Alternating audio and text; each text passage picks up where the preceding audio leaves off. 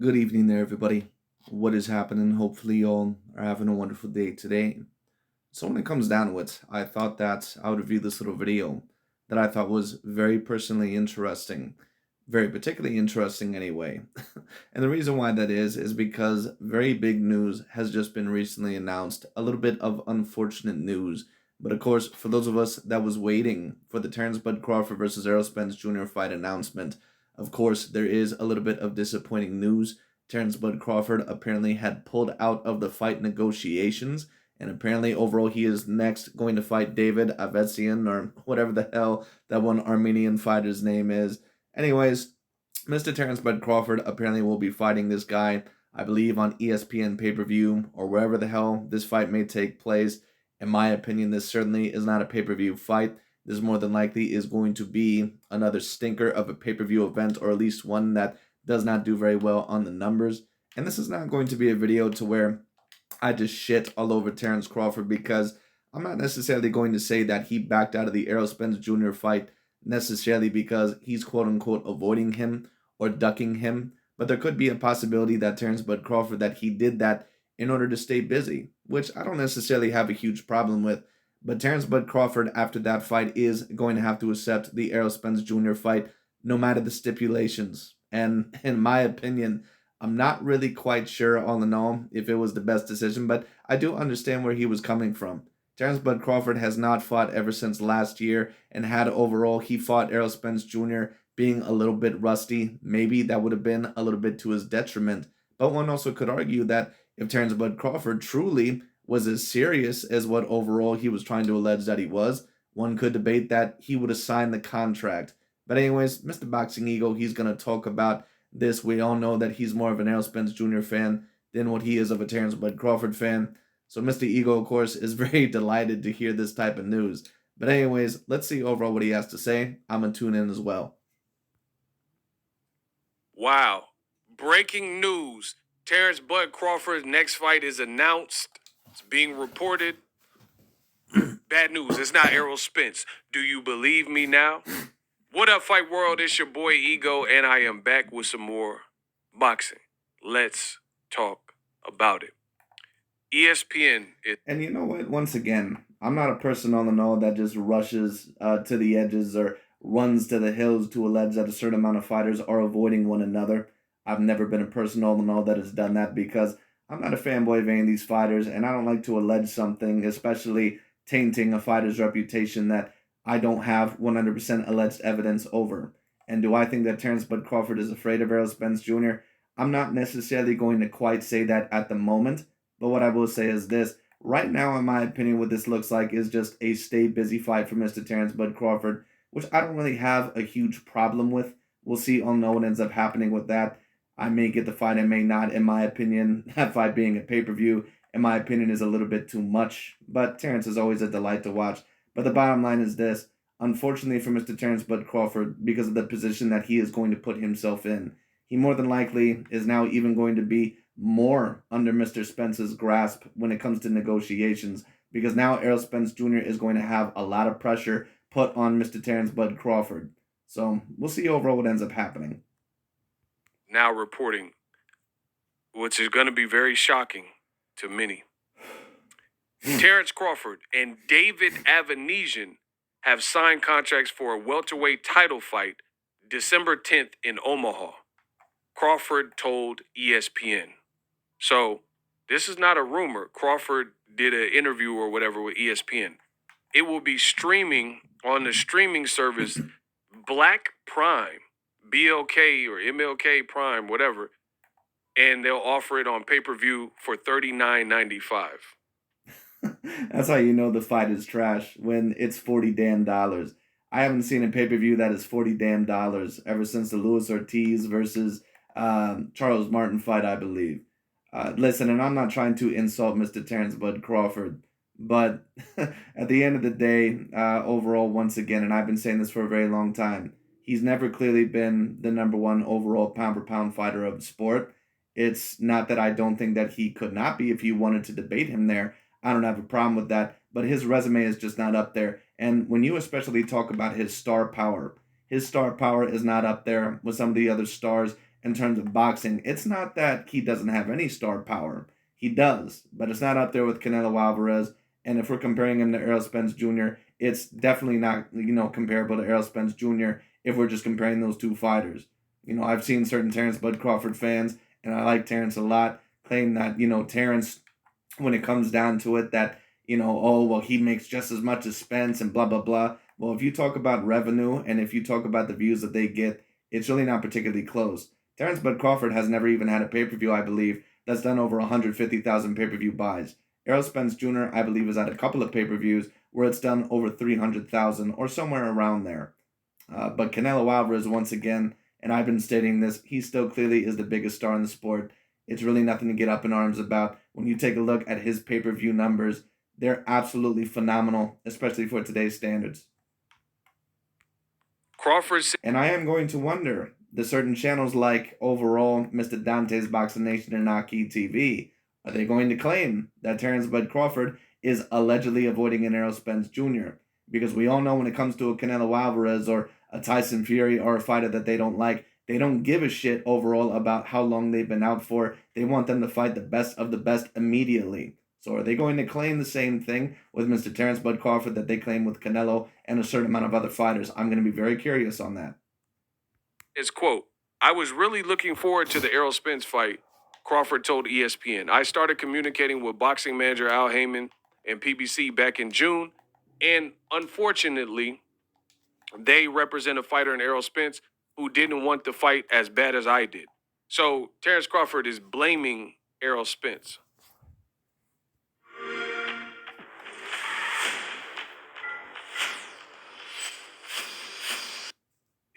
So Terence Crawford is blaming. Well, I'm not really sure if I can believe that, Mr. Terence Bud Crawford. What it sounds like to me is that you were not prepared. Apparently, Errol Spence Jr.'s team, from what I most recently heard, apparently Errol Spence Jr.'s team and overall their lawyers or their consultants, they were waiting to hear from you. And apparently, this is what at least it sounds like to me. You were wondering if maybe you should get a stay busy fight or a fight to where overall you should get a tune-up and then maybe you should fight him. And who knows? Maybe Terence is truly afraid of Errol Spence. Maybe he doesn't plan on facing him. I'm going to give him the benefit of the doubt just by a little bit, but we'll see overall what ends up happening. But either way, this is going to look very bad for Terence Bud Crawford because not a lot of people are going to go as easy on him as what I am right now, or at least try to put it overall, in a delicate way. Because once again, it could be just that Terence Bud Crawford just wants to get a stay busy fight, but most people, especially Errol Spence Jr. fans and PBC fans, they're not going to go easy on Terence Bud Crawford. So you better be prepared for a very, very, very big wave of pressure. Errol Spence. Crawford will earn a career-high 8-figure payday for the fight, sources say. So Crawford is going to, I guess, earn his highest paycheck, higher than when he was with Top Rank. I agreed to all of their bullish, and they've been dragging their ASS for months. Spence was nowhere to be found while I was trying to make the deal. I explained to Al Heyman and Errol Spence that I was going to fight before the end of the year. Since they want to continue to drag their ASS, I'm going to go fight another champion who actually has the balls to fight me. David Avanesian is a very... David Avanesian, or whatever the hell his name is, he is not a champion. Now, maybe he has one of the interim belts or what the fuck ever, but once again, if you know my channel or if you know my perspective, I don't count those as real champions. I don't count those as real titles. Just like if I take a look at the UFC, I don't count the interim champion as a champion. I don't count that. So it is what it is. Tough task. You either have one of the 4 main belts in boxing or you don't. That's just the way that I look at it. He's knocked out his last 6 opponents, and this guy is dangerous. Once I'm successful against Avanesian, my plan is still the same, to whip Errol Spence's butt. Wow. Terence Crawford fighting David Avanesian. You hate to see it. Well, I don't think that you hate to see it, Mr. Ego. Let's be real here. I think that you were high-fiving yourself when it came down to it right before this video, because you have been stating for a very long time that the slow in negotiations has not really been Errol Spence Jr.'s fault, but it's been more Terence Bud Crawford's fault. And hey, you know what? It looks like you were right on this one. And I personally didn't comment anything on it because I don't like to comment on negotiations, especially overall if I don't know exactly what the hell's going on. But I always kind of agreed with Ego a little bit that, and this is one thing that I'll agree with Ego on, at least one thing that he's been a little bit more honest on, has been on the Terence Bud Crawford situation. And I've said this about Terence Bud Crawford for a very long time. He is an excellent fighter. But when you really take a look at his resume and some of his business decisions, it has not always been the greatest business decisions that I've ever seen from a boxer. He's somewhat screwed himself, in my opinion, out of fights. And who knows? Maybe Terence Bud Crawford is not as serious into getting some of these big fights as what he claims. Because it took him a little bit overall to warm up to the idea of the Sean Porter fight. He never tried to sign with the PBC previously, overall, before this, from what I know. And now you back out of the Errol Spence Jr. fight. Once again, I think it's very possible that he just wants to stay busy fight, but not everyone is going to look at it that way. In fact, if I had to guess, 75% of people in boxing, if not even 90%, are going to be shitting all over Terence Bud Crawford tomorrow. To see it. Now, I think this looks extremely bad for Terence Bud Crawford.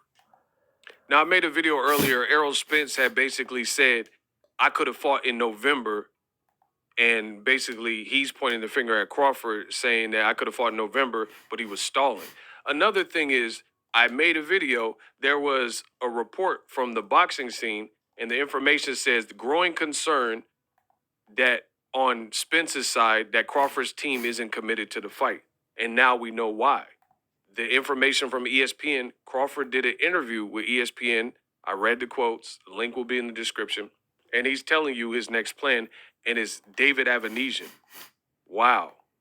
You know, you just, to me, I don't know. I don't. What is the David Avanesian fight? That just seems so out of left field.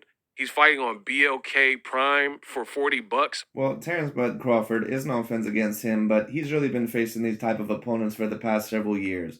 Besides the exception of Yuriorkis Gamboa, maybe Victor Postal, and of course Sean Showtime Porter, which is still the biggest win of his career. He's been facing the Felix Diaz's, the Aegis Kavalaskas's, the Jose Benavides, the, who the hell was that one Puerto Rican fighter he fought at 140?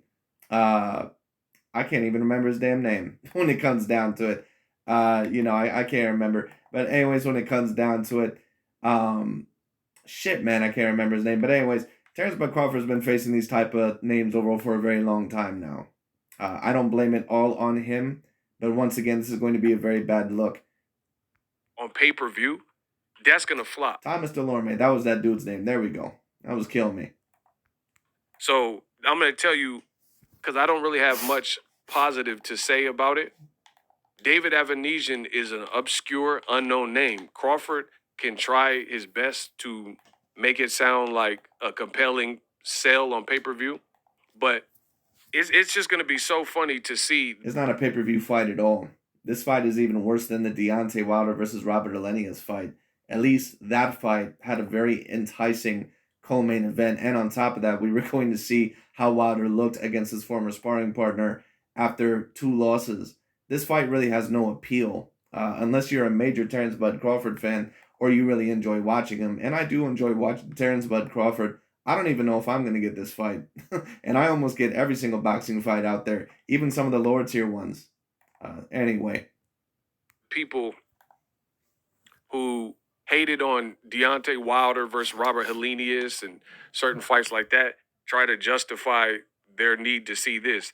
David Avanesian has a record. Well, Deontay Wilder versus Robert Elenius, in my opinion, was not really worth the pay-per-view. But Deontay Wilder is one of the biggest stars in boxing, so I could see it. I heard rumors that it didn't do any more than 77,000 buys.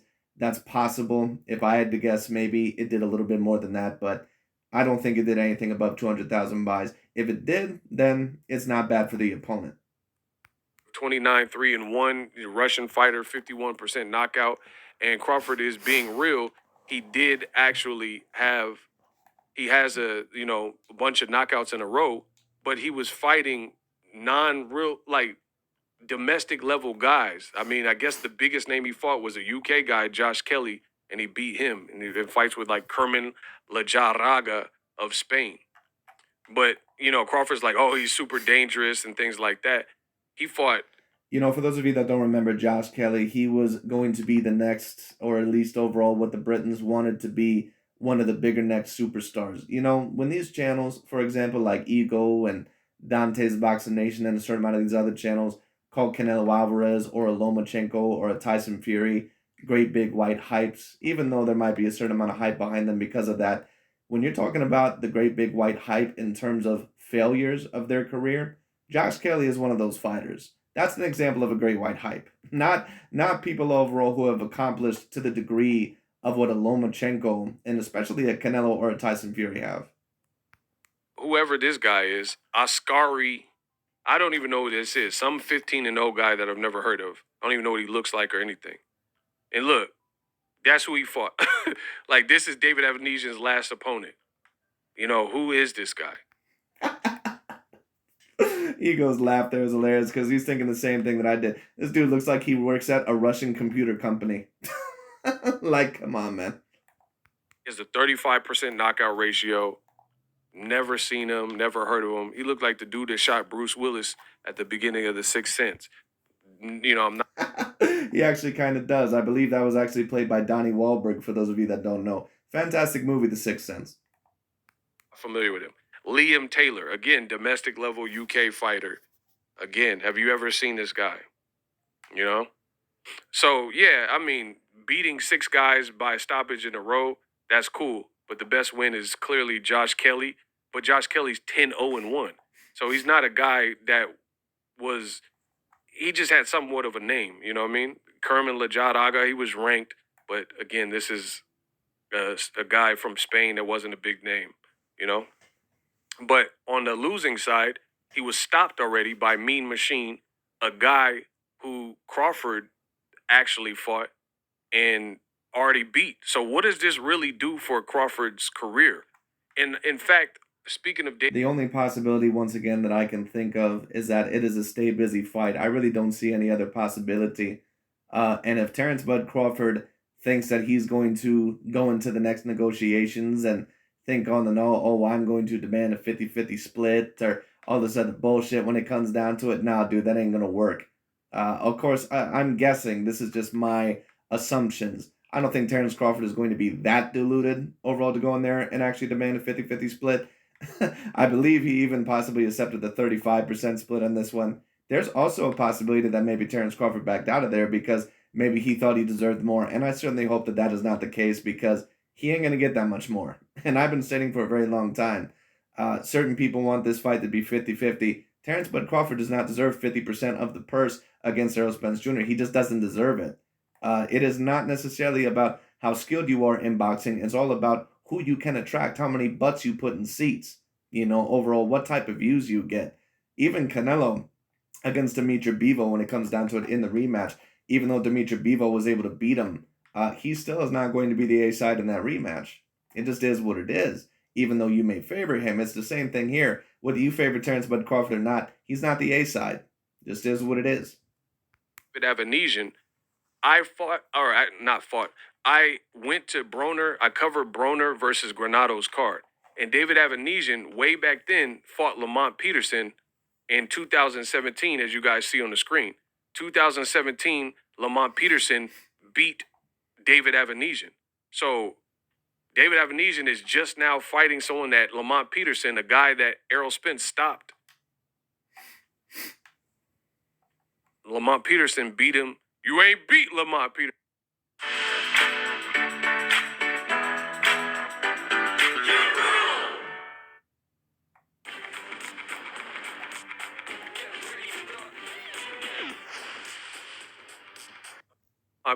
Lamont Peterson beat David Avenesian in 2017, right? Beat him in 2017. And he fought Shane Mosley and beat him, but this is like more of a shop-worn Shane Mosley. Yeah, that was Shane Mosley when he was like 57 years old and completely done. This doesn't do. The guy that's been knocked out by Mean Machine lost to Lamont Peterson in 2017. I guess the only part of the deal that kind of makes sense is just fighting in Omaha. because How do they have David Avanesian ranked as 4.5 on Boxing Rec? Boxing Rec has to be one of the worst boxing websites that I've personally ever seen when you talk about rankings. Their rankings make no goddamn sense whatsoever. you can't really put this fight anywhere else. So you would have to go to his exact market to market Crawford versus this guy. And the other thing that doesn't look good for Terence Crawford is the fact that people have often suggested Crawford's welterweight run is not dynamic enough. And they're saying, oh, you know, Well, I agree with that 100%, and that is one of the points overall that I completely agree with you. Now, the question I would have is that if Terence Bud Crawford was over at the PBC, would you still be claiming that? I'm not so sure about that. Even though Ego a lot of the times does bring up certain points that I think are very valid, there's also 50 other percent of the time or 50% of the other time to where he will bring up certain points to where I think he knows deep down that they're probably not the most logical, but he lets his emotions get in the way. I think that Boxing Ego is certainly more objective and more analytical than a Dante's Boxing Nation or Aki TV, but there's still some points, in my opinion, that he makes that don't really make any sense. Crawford, who's he fought at welterweight. But in terms of the Terence Bud Crawford welterweight run, I completely agree. And Boxing Ego has always been more correct on that stance, in my opinion, than what a Aki TV or Dante's Boxing Nation ever have been. Because what a Dante and what a Aki will try to tell you is allegedly Terence Bud Crawford has about the same resume, if not even a better one, than what an Errol Spence Jr. has. And if you know shit about boxing, if you're intelligent enough, you know damn well that that's not the case. It's no offense against Terence Bud Crawford, but come on, what are we really talking about here? You defeated a Kell Brook that had already been knocked out twice and was nowhere near championship caliber. Errol Spence was able to beat him at least when he was still the IBF champion and only had one loss when it came down to it. He was able to beat Showtime Sean Porter. They both beat pretty much the same Showtime Sean Porter, in my opinion. I'll give them both that. He also was able to defeat Danny Garcia. He also was able to defeat Lamont Peterson. I believe that he also was able to defeat one other fighter, although I can't personally remember. Oh, Mikey Garcia as well. And there might be another name that I'm personally forgetting. The welterweight runs, in my opinion, it's not really that particularly close. What Aki and Dante will try to tell you is that the resumes are close because Terrence beat Amir Khan and Kell Brook. Those guys were pretty much done by the time that Terrence Bud Crawford fought them. And even if Amir Khan was in his prime, Amir Khan was never one of the top five welterweights in the world. Guys, a couple guys had names, but they were at back halves of their career and stuff like that. And to fight David Avanesian, that doesn't really change anything. You know, you're fighting a guy. And I may have certain people that will bring up, well, what about Jose Benavidez? What about Aegis Kavalaskas? What about Jeff Horn? None of those guys are A-grade fighters. And you know damn well that they're not A-grade fighters. Look at the way Danny Garcia, who already has 3 losses in his career, whooped up on that man in Jose Benavidez at his debut at 154. It wasn't even a contest. Just stop with the bullshit of Jose Benavidez and Aegis Kavalaskas and Jeff Horn. They were all undefeated. Yeah, they were all undefeated. They were also all B or C grade fighters. Like, just stop. Who And Jeff Horn understandably did beat Manny Pacquiao in that fight, or at least, controversially to a lot of people. I thought that it could have went either way, so I didn't have a problem with that. But we all know that Jeff Horn was just another Buster Douglas or another Kelly Pavlik or basically, another George Kambosos. He was never going to be the creme de la creme of that division. And you know how I know that? Because no one overall ever claimed that Jeff Horn was a top 5 welterweight in the world. No one ever bet on him to beat Manny Pacquiao in a rematch if a rematch were to happen. No one would have ever bet on him to beat Sean Porter. No one would have ever bet on him to beat Danny Garcia or Keith Thurman or Kell Brook or Errol Spence Jr. or Terence Bud Crawford. So spare me with the Jeff Horn overall was an A-grade fighter bullshit. No, he wasn't. knocked out by a Mean Machine, a guy you already beat, lost to Lamont Peterson, a guy Errol Spence beat, and the whole world wanted to see Errol Spence versus Terence Crawford. So to me, I think this looks extremely bad. Also, I think it's going to flop on pay-per-view. So how is that going to give? I think it'll flop on pay-per-view as well. I don't really know who's going to buy this fight. I mean, once again, Terence Crawford does have a lot of fans, so I'm sure a lot of his fans will buy it. But it may have even been better overall to probably just put it on regular streaming. But, who knows? We'll see. Terence Crawford any type of leverage. So to me, I think for Crawford, another reason why it goes in his direction is Errol Spence fought earlier this year against Yordenis Ugas. He's a volume puncher. And everything I said regarding this fight is now playing out, right? I didn't see Terence Crawford really wanting to fight. It's a new design for a better world. Right? I didn't see Terence Crawford really wanting to fight a volume puncher like a Errol Spence with the level of activity that he has had. Like, let's say he fought November 19th. I think all in all that you're right on the money there, Mr. Eagle. That pretty much is the same thing that I'm predicting. I believe that Terence Crawford backed out of this fight because of his lack of activity. Right? You would be fighting Errol Spence, who has a fight this year, and he destroyed your Dennis Ugas's eye. He's already bigger and stronger than you. Yeah, Errol Spence Jr. looked absolutely phenomenal in that fight. He looked better than what I even thought he was going to. I predicted Errol Spence to win by decision, but I didn't think he was gonna. I didn't think that he was gonna whoop his ass like that. That was pretty good. And he fought in April. I believe it was April when Errol Spence fought, and then he decimated Ugas, virtually winning every round. Crawford, on the other hand, has not fought since Sean Porter, a guy that's Errol Spence's leftovers, and Errol Spence. Well, you know what? I'll say this. And I understand where you're coming from, Eagle, but that actually is the one fight where I give Terence Bud Crawford at welterweight an A grade for. And I'm not talking about in terms of performance. I'm just talking about the level of opponent that he fought. Sean Porter is really the only true A grade level opponent that Terence Bud Crawford fought there at welterweight. So it is what it is. But I give him credit there. He looked very good against Sean Porter.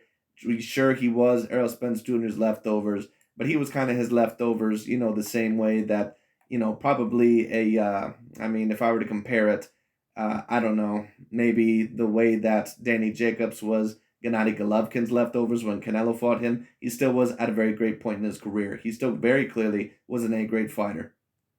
Already beat when Sean Porter was a champion. Crawford's last two opponents have been Errol Spence, quote unquote, leftovers. Kell Brook, who Errol Spence beat in 2017, and then Sean Porter, who Errol Spence had dropped and beaten in 2019. Only difference is Crawford was able to stop him. But even the stoppage, a lot of people thought it was sketch. So it really doesn't do anything. I don't really know what you mean by sketch. I'm guessing that you mean that maybe it was a little bit sketchy, or that maybe you're alleging that it was fixed, or maybe I'm not going to say that you're going that far, but maybe you're alleging on the all that the fight was stopped a little bit too early. No, I don't think so. And I've seen a certain amount of people state that, to where they said, "Oh, Sean Porter's dad, he didn't let him go out in his shield. It was fixed from the start." No, I think that Sean Porter and his dad really tried. I just think that they got in the ring and they were like, "Wow, I've never been in a I've never been in the ring with a fighter like this," and that may even include Errol Spence Jr. I think it also shows that Crawford and his side did not want to go straight into an Errol Spence fight, and they want a tune-up. And I 100% agree with you. I've been saying that for the whole entire video. A tune-up. Because listen to what he's saying. He said PBC was dragging their ASS, but you're taking a tune-up. Because if Terence Bud Crawford didn't want a tune-up, then, I mean, there's really no reason to take this fight. You're taking a tune-up. Errol Spence said, I could have fought in November, and you're fighting David Avanesian. So how are they dragging if they've been waiting weeks for you to, which is what the report says, you guys see it right there, they've been waiting weeks for you to get back with them. And look how underhanded it looks. It comes out randomly through ESPN the day this article comes out. So the article says growing concern from Spence's side that Crawford may not be committed to the fight. And then that same day, Crawford announces he's fighting on Black Power Network or whatever it's called. And he's fighting against David. I've never even heard of this network. Where the hell did this network come from? Who the fuck is sponsoring it? Jay-Z? Anyway. Avanesian. So I firmly believe Crawford, he knew he had 0 fights for 2022, so he wanted a tune-up. He wanted a tune-up. He wasn't going to go straight in there with Errol Spence. You can't really blame Errol Spence for that. Errol Spence, he already fought this year against Ugas, and then now he's been stalled out. So again, with Crawford saying that PBC and Al Heyman, they were stalling, and him basically saying the same thing Errol Spence's team is saying. Here's the difference. The reports are saying that Crawford had the contract with the revisions for long enough. They said they got I would agree with that. February 4th open. The other thing is with the fight like David Avanesian, we know it's going to flop on pay-per-view. So it doesn't really... There's no doubt about that. I don't even know if that fight's going to do 100,000 pay-per-view buys. even with the price. But we'll see. Give you any type of leverage to benefit you to resume negotiations. So to me, I think Crawford truly wanted a tune-up. The other thing that seems weird, he's blaming PBC and Al Heyman for dragging their feet, and Crawford thinks that he can just jump in and out of negotiations and just come back to the table when he wants. But who knows? Errol Spence and PBC may be done with Crawford. Errol Spence may say, you know what, F it, we wasted so much time. He's already said on Twitter, like, making 147 is not the easiest thing. And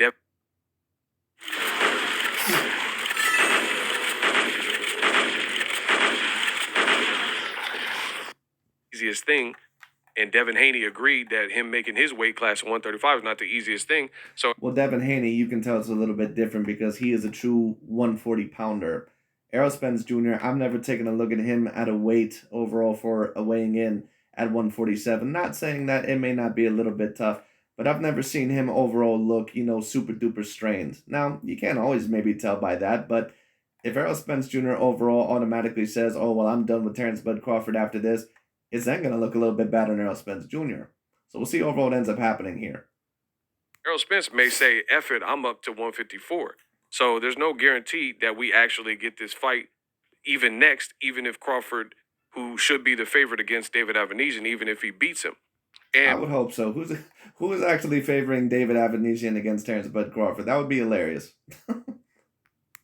If Crawford looked vulnerable versus David Avanesian, I just don't understand the point. Like, I don't understand how, aside from a tune-up, and you wanted a tune-up before Errol Spence, I don't see how this benefits him.